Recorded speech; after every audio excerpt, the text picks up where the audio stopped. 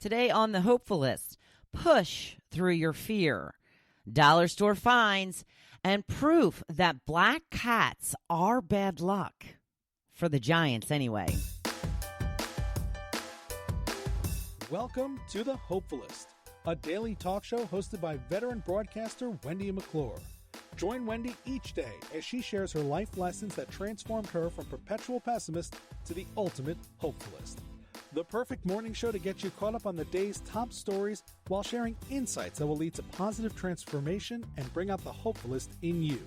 For more inspiration, visit hopefulist.com.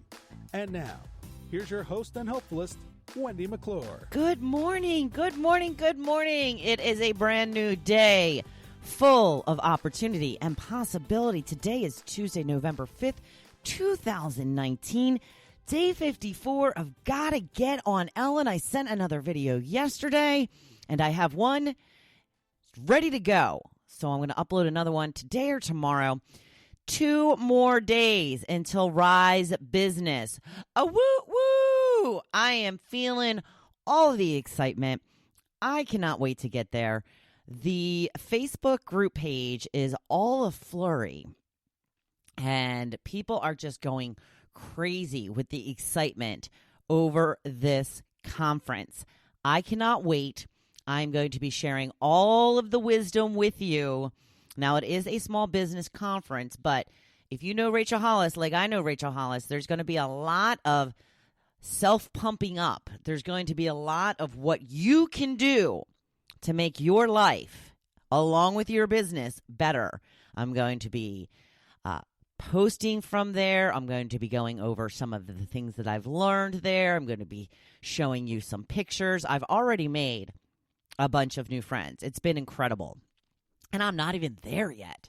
This time tomorrow, I will be sitting at the airport, eagerly awaiting my flight to Charleston, South Carolina. So I will keep you posted on all of that. Tomorrow, there will be a podcast. Do not fear. I would never leave you hanging. So speaking of Rise Business, did you happen to see the picture I posted yesterday with my fabulous new pen? Perfect for writing all of the notes at the business conference. But you know what else it's perfect for? Your gratitude journal. What do I always tell you? Get a super cute notebook and a fabulous pen. The only problem with this pen is Tucker likes it. She thinks that she should have it, and she keeps trying to eat it. But it's got a little fuzzball on top. Now, years and years and years ago, when Legally Blonde was out, I think that was 2000, 2001, 19 years ago, part of their promotional merchandise that they had rolled out, which radio stations get a lot of, was this pink pen with just like a little fuzzball at the end. It was the cutest, most adorable pen, and I think I swiped a couple of them. But when that last one ran out, boy, was I sad. So I'm not crazy about the way the pen writes. The actual point of the pen is doesn't really stick out that far, so it's not the most comfortable to write with, but boy, do I look fabulous. I just look fabulous. In fact, I think I might go back to the dollar store because that's where I got this bad boy. $1 for a fabulous pen like this. I'm not sure how long it will last. That remains to be seen. But I'm thinking that maybe I will go back to the dollar store today, buy a whole bunch more pens, and hand them out with my business card. Is that smart thinking? That's really using your noodle, isn't it? All right. My noodle's working today. So we'll see. I do have to get to the gym today because it's the only chance I'm going to work out for the week. I did go to the gym yesterday. That's when I popped into the dollar store because luckily, conveniently for me, the dollar store is right next to the gym. So I did get my arm workout yesterday. I'm feeling a little heavy in the gun area. That's okay. I'm going to get my leg workout in today, and then I can just coast the rest of the week. Typically, I would go back to the gym another day, but typically I wouldn't do the gym 2 days in a row, at least not strength training. So we'll see what happens. I will keep you posted. You know, whether you want to be involved in Rise Business Conference or not, you're going to be. So it's going to be great, though. It's going to be full of excitement and learning all kinds of new things. And I'm obviously super, super excited for it. You know what else I'm excited for? It's going to be on television tonight. The Little Mermaid Live. The Little Mermaid Live. Now, this is one of the very few Disney movies I have not seen. I have never seen The Little Mermaid. So I do plan on watching this. I do know that Queen Latifah is in it and that John Stamos is in it. And other than that, I don't remember who else is in it. But they're going to be doing some live action, I guess, in addition to in front of the movie that's being shown on the screen. That's the impression that I got anyway. So if you're a big Disney fan, keep in mind that's going to be on tonight. I believe it's on ABC. Speaking of Disney, they are launching their Disney streaming service soon. And as I've mentioned, I really want to get the Apple Plus because I have to see the morning show with Jennifer Aniston and Reese Witherspoon, which is all of it already available streaming on your device. But I don't really enjoy watching things on my iPad or my phone. I would rather wait until it is available on my big screen TV. So I think that one's not that expensive. I think it's $4.99, but I believe the Disney one is like $6.99 a month. So my husband is very interested in the Disney one as well because it has all the Star Wars this, Star Wars that. So I don't know. We'll see. You know, we've already got Netflix. Netflix is now over $13 a month. I've got Little Fires Everywhere, which is coming out on Hulu. If you've ever read the book Little Fires Everywhere, they are having a show of it on Hulu. And I've also got to check out The Handmaid's Tale. I have read both of those books, the Little Fires Everywhere and Handmaid's Tale. Now, Kerry Washington is going to be in Little Fires Everywhere along with Reese Witherspoon. Man, she is everywhere, isn't she? I don't know how she has time to sleep. She's also a very active Instagrammer. Always on the Instagram. So some cool things coming up. Wanted to mention last night there was a football game.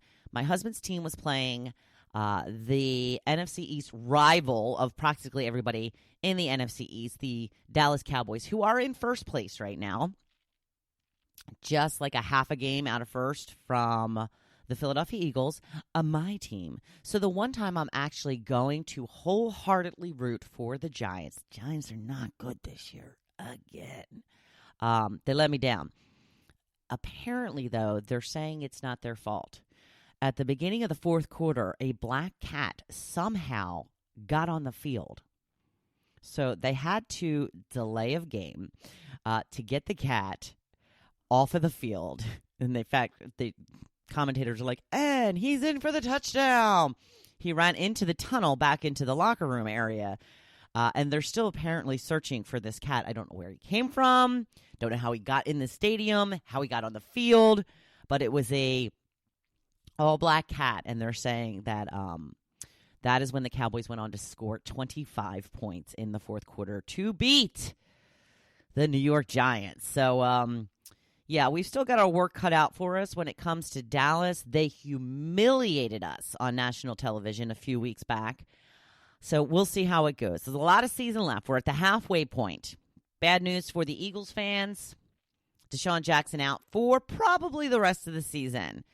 It's kind of a shame because, you know, he needs surgery. And if he would have just gotten surgery on week 2, like he was supposed to or should have, he probably would be back in the next week or two after rehabbing from surgeries. I guess they figured he could be back a week or two early by rehabbing instead of doing the surgery. And then he was only in for a couple of plays this past week and was saying he was in pain. They took him out of the game. Now he's definitely having the surgery. Not going to be back until potentially maybe the last week of the season. We'll see how it goes. The good news is Zach Ertz been a little bit, quiet this year. I haven't seen a lot of action from him. And my husband pointed out to me, which is a very good point, probably the reason that you haven't seen much from him is because with Deshaun Jackson out, they're all covering Zach Ertz.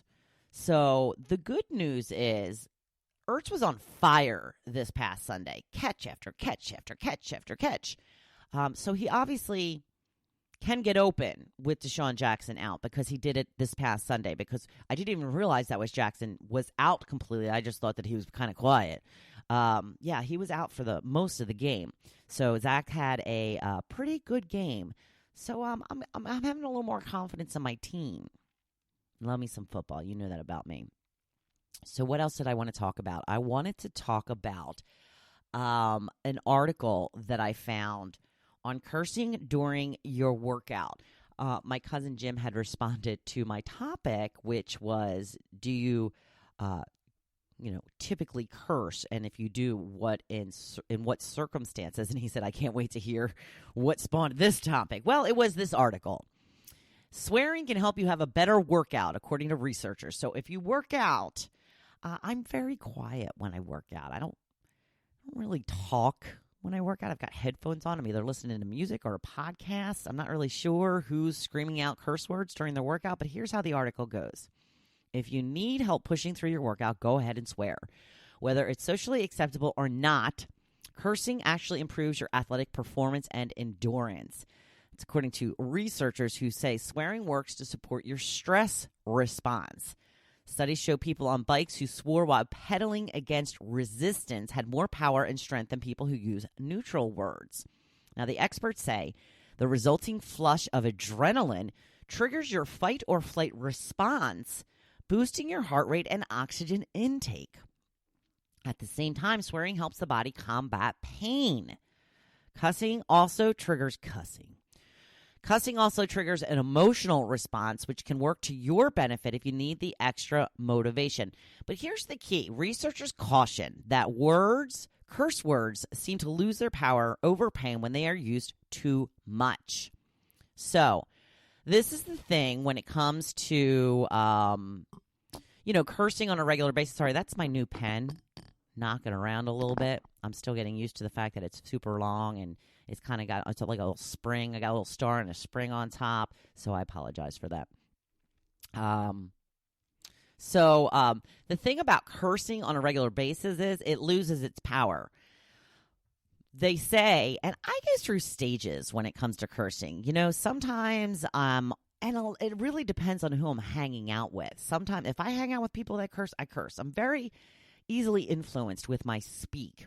In fact, I've been very aware of that lately because I find myself saying things a lot that Rachel Hollis says. Surprise, surprise, because I've been just, absorbing everything I can get my hands on when it comes to her preparing for this business conference. Same thing with her husband, Dave. She always says, go do all the things and hey, y'all, and all that. And I find myself trying, doing that, not on purpose, and I don't want to copy her, so I'm trying to be very aware of it. But this is apparently something that's a problem for me. If I'm around people that curse, I tend to curse. And then it takes a little while for me to get out of it. For the longest time, I didn't curse at all. Mostly for the fact that I was on radio, and I just thought, well, I don't want to curse on the radio because, you're not allowed to do that. So I might as well just not curse, and that way I won't ever slip up, so to speak. So, but yeah, I've been cursing a little bit here and there. But here's the thing, is cursing really does. It's meant to be a powerful statement. It's meant to convey importance when you're using curse words. So when every other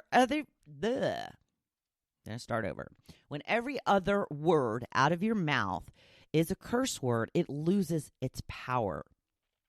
If you're really mad and you want to be like, that's so effing stupid. It's not just stupid. It's effing stupid, right? Makes it much more powerful. But if you're saying that every other word, yeah, I got the F up this morning and I had the effing coffee and then I got in the effing car and then I came across this effing driver who cut me the F off, and it just doesn't have the same impact.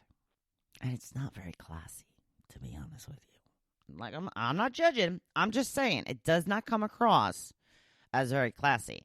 Like I said, I go through my spurts where I curse a lot, and then there's times that I curse a little, and then there's times that I don't curse at all. But mostly, almost all the time, I have some sort of power behind my curse word. I'm not just cursing for the sake of cursing. And